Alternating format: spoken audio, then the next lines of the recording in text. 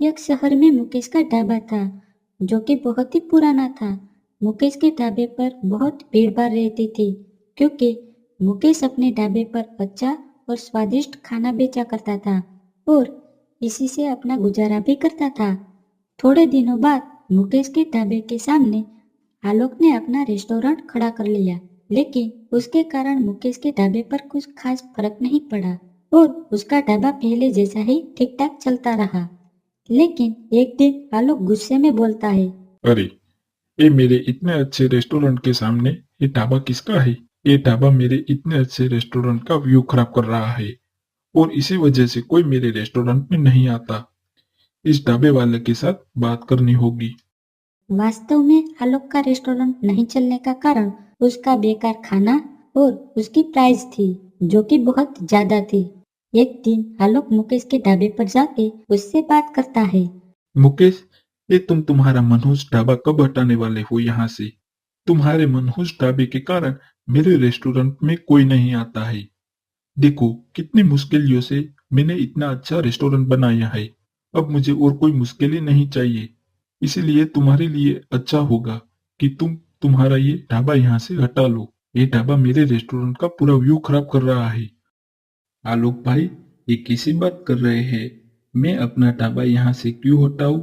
मैं कई सालों से यहाँ अपना ढाबा चला रहा हूँ और आप तो अभी अभी आए हैं। और अगर आपके रेस्टोरेंट में कोई नहीं आता तो ये तो आपकी गलती है। इतना महंगा खाना बेचेंगे तो कौन आएगा आपके रेस्टोरेंट में? मैं अपने ढाबे पे घर जैसा स्वादिष्ट खाना देता हूँ, वो भी आपसे कम दाम में। और हाँ, आलोक भाई, रही बात मेरे ढाबे की, तो वो तो मैं यहाँ से नहीं हटाने वाला। अरे, ऐसे कैसे नहीं हटाएगा तू? ये जमीन तेरी है जो तू यहाँ पे कब्जा करके बैठा है। अभी पुलिस को बुलाकर ये तेरा ढाबा हटवाता हो, तू देख। हाँ हाँ, बुलाओ पुलिस को। मैं इस जमीन का पूरा टैक्स देता हूँ। मैं यहाँ कोई कब्जा करके नहीं बैठा, समझे? देख मुकेश, मैं आखिरी बार कह रहा हूँ, तू ये ढाबा यहाँ से हटा ले, वरना तू बहुत पछताने वाला है। तुझे पता नहीं मेरी पहुँच कहाँ तक है। 1 हफ्ते का टाइम देता हूँ, और अगर तुमने तुम्हारा ये मनहूस ढाबा यहाँ से नहीं हटाया तो मैं ये ढाबा जला के राख कर दूंगा, समझे? हाँ हाँ, होगी तुम्हारी पहुँच बड़े लोगों तक। कर लेना जो भी करना है। मैं भी देखता हूँ कौन हाथ लगाता है मेरे ढाबे को। बाद में आलोक वापस चला जाता है और मुकेश भी अपने काम पे चला जाता है। ऐसे ही एक हफ्ता चला जाता है।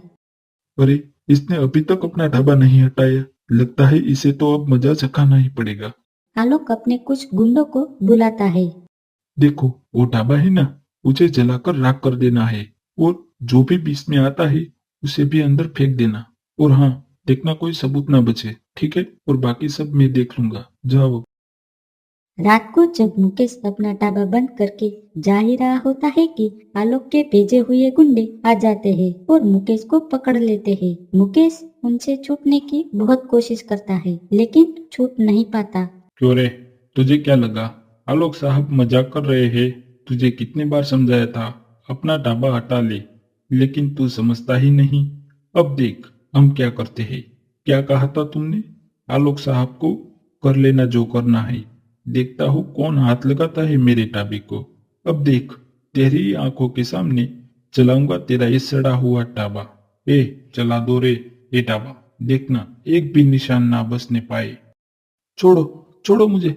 ऐसा मत करो, ऐसा मत करो। नहीं, ऐसा मत करो। नहीं नहीं, ऐसा मत करो। इसे मत जलाओ। इससे ही तो हमारी रोजी रोटी चलती है। अगर इसे ही जला दोगे तो हम रास्ते पे आ जाएंगे। नहीं नहीं, ऐसा मत करो। नहीं, रहने दो। ऐसा मत करो। मुकेश बहुत गिड़गिड़ाता है, लेकिन गुंडे उसकी एक नहीं सुनते और उसका ढाबा पूरी तरह जला देते हैं। देख, आलोक साहब ने तो कहा था जो भी बीच में आए उसे जलते हुए ढाबे में फेंक देने को, लेकिन मैं तुझे जाने दे रहा हूँ।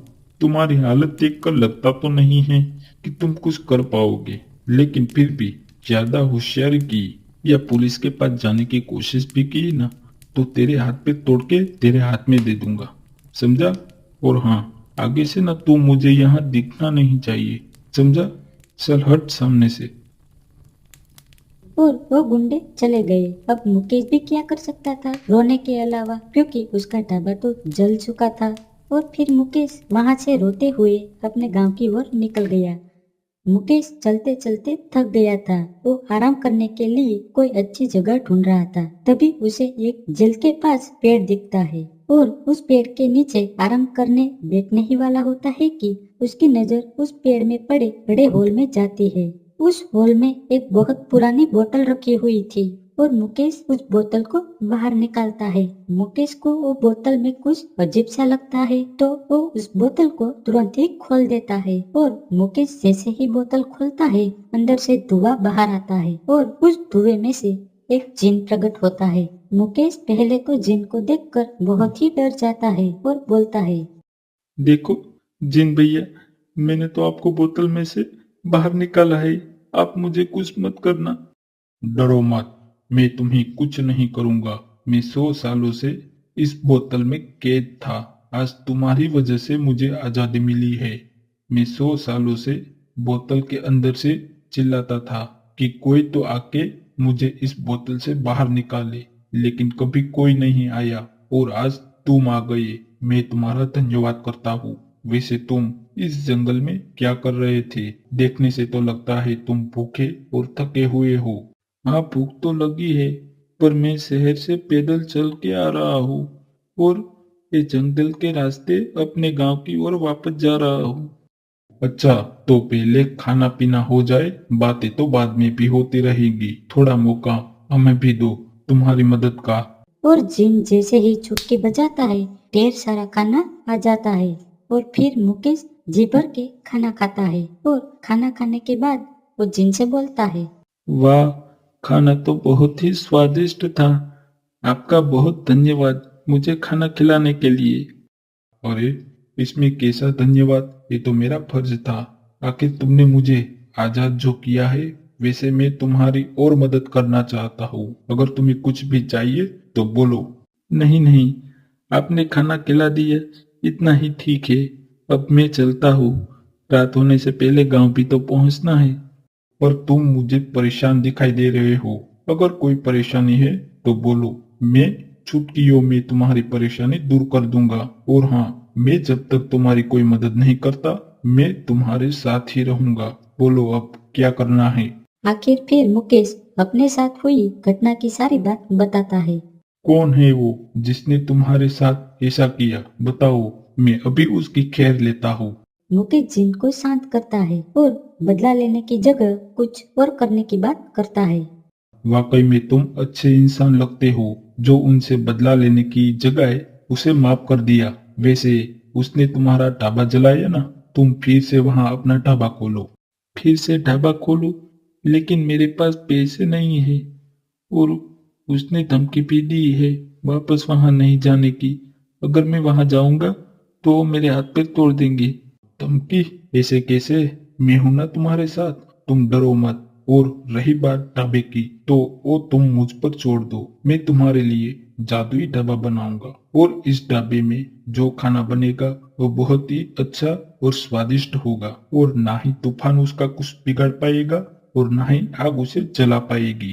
और मुकेश और जिन दोनों शहर में वापस आ जाते हैं और जिन एक चुटकी बजाता है कि तुरंत वहां बहुत सुंदर ढाबा बन जाता है। ये देखकर मुकेश बहुत खुश हो जाता है और अगले दिन से वापस काम पर लग जाता है। और आलोक ये देखकर हक्का बक्का रह जाता है कि ढाबा यहाँ कब आया, कल तो ये ढाबा नहीं था। वो अपने गुंडों को बुलाकर पूछता है, साहब, ये कैसे हो सकता है? हमने तो उसका ढाबा जला दिया था। आपने कल सुबह देखा नहीं? वहां बस ढाबे की राख थी, राख। और उसने आज एक ही रात में वहां इतना अच्छा ढाबा बनाया। कैसे? मुझे तो लगता है दाल में कुछ काला है। और तो और, थोड़ा भी डर नहीं लगा उसे। हमने उसे धमकाया था, लेकिन ये वापस आ गया। एक काम करो, आज रात उसे मार मार कर उस नए ढाबे के साथ जला देना। ना रहेगा बास, ना बजेगी बांसुरी। रात होते ही आलोक अपने गुंडों के साथ वापस आता है और मुकेश को रोकता है। ए मुकेश, कहा था ना वापस नहीं आना, फिर आ गए। पर तूने ये एक रात में इतना अच्छा ढाबा बनाया किसे? बनाया तो बनाया, अब तू तैयार हो जा इस ढाबे के साथ चलने के लिए। जाओ रे, इस ढाबे को जला दो। वो गुंडे ढाबा जलाने लगते हैं, लेकिन ढाबा जल ही नहीं रहा था। उसने ढाबे में बहुत सारा तेल छिड़का, लेकिन फिर भी ढाबा नहीं जला। तो वो गुंडे वापस आते हैं। साहब, ये कैसा ढाबा है? सारा तेल डाल दिया, फिर भी आग नहीं लग रही। क्यों बे, ये ढाबा जल क्यों नहीं रहा है? कोई बात नहीं, ढाबा जले या ना जले अपने को क्या, लेकिन तू तो जल सकता है ना। मारो इसे, और मार मार कर हड्डी पसली एक कर दो इसकी। ऐसे कैसे? मेरे होते हुए भी तुम इसे हाथ लगाओगे? अरे, ये क्या? कौन हो तुम? और और तुम्हारे पैर कहाँ पे है? कहीं तुम जिन तो नहीं? अरे, भागो यहाँ से, भागो जल्दी। अरे, भाग के जाओगे कहाँ? थोड़ा प्रसाद तो लेते जाओ। और फिर वो जिन सब गुंडों को बहुत बुरी तरह से मारता है। और फिर बारी आती है आलोक की। क्यों रे, तुम ही हो मेन विलन? हैं? अपने आप को बहुत बड़े खिलाड़ी समझते हो? चलो, आज मैं तुम्हारे साथ क्रिकेट खेलता हूँ, ठीक है? और फिर जिन उसके सर को अलग करके घुमा घुमा के मारने लगता है। आलोक बहुत चिल्लाता है और माफी भी मांगता है। बाद में मुकेश के कहने पर वो आलोक को छोड़ देता है। और फिर आलोक और उसके गुंडे मुकेश से माफी मांगते हैं। हमें माफ कर दो मुकेश, हम आगे से तुम्हें परेशान नहीं करेंगे और तुम अपना ढाबा यहीं रखना, मुझे कोई दिक्कत नहीं है। और मुकेश उन सबको माफ कर देता है और वो सब चले जाते हैं। देखा मुकेश, कैसे इनकी अकल ठिकाने आ गई। चलो, अब मेरा काम पूरा हुआ, आगे से तुम्हें कोई तंग नहीं करेगा। अब मैं चलता हूँ, और कभी जरूरत हो तो याद कर लेना, तुरंत ही हाजिर हो जाऊंगा। रुको, पर अब तुम कहाँ जाओगे? और मैं ना ही तुम्हारा नाम जानता हूँ, और तुम कौन हो? आखिर तुम उस बोतल में कैद कैसे हुए? प्लीज मुझे बताओ। तो तुम्हें जानना है मैं कौन हूँ और उस बोतल में कैसे कैद हुआ। अब तुमने मुझे आजाद किया ही है तो ठीक है। अब चलो, मैं तुम्हें मेरी कहानी बताता हूँ।